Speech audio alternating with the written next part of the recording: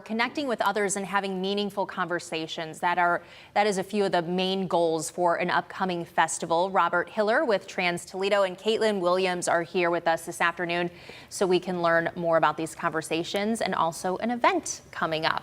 Welcome, guys. Caitlin, Robert, appreciate you being here. We were just talking a little bit about Equality Toledo, and TransToledo is kind of an offshoot. Yes. So when did you guys and how did you guys decide that TransToledo is something that the area needed? So it was about 2 years ago.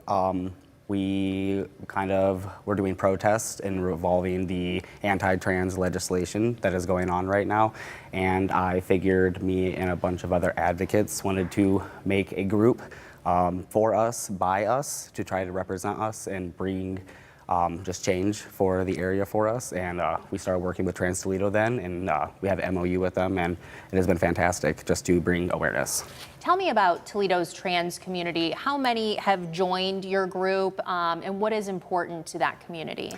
So the Toledo trans community, we have several people that have joined. We started doing a regular clothing exchange, and it has grown the community to be seen, being visible, and knowing that we are going to be here no matter what, and we're going to thrive. Mm-hmm. And you want to have some of these conversations. Part of the reason that we're having this festival is to kind of get everybody together to talk about some of these issues that are important. And you support this community. You're helping out with this festival that we're going to talk about in a minute by sponsoring. So what have you seen, kind of being a friend of in this community? What are some of the conversations that need to be had, do you think?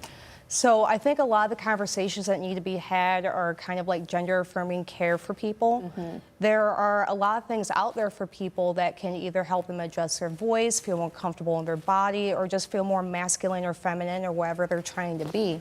And I think that's important for people to know those resources, because even though I've been part of the gay community for pretty much my entire life, I had no idea about it until I was actually starting to become friends with Rob. So I think it's very important to kind of like put a spotlight on the issue and let people know. Like you said, having those conversations and just making people more aware of others.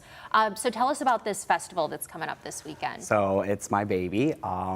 This is our second annual. Last year was our first, the Trans and Thriving Festival. It's kind of like a pride, but specifically for trans people just to exist safely and proudly, and just to be, honestly. We have drag, we have food trucks, we have vendors. It's all trans ally friendly. And where can people find the festival? On Saturday, yes, from 1 to 6? Yes, at 1806 Madison Avenue, right down by Ottawa Tavern area. And piercings by Caitlin, you're going to have a little something there for everybody too? Yes, we aren't going to be doing any piercings because it's kind of unsafe in that aspect, but we are going to be providing permanent jewelry. Which is really popular right now. Okay, check them out Saturday from 1 to 6. Best of luck with your event. Thanks, guys, for being here.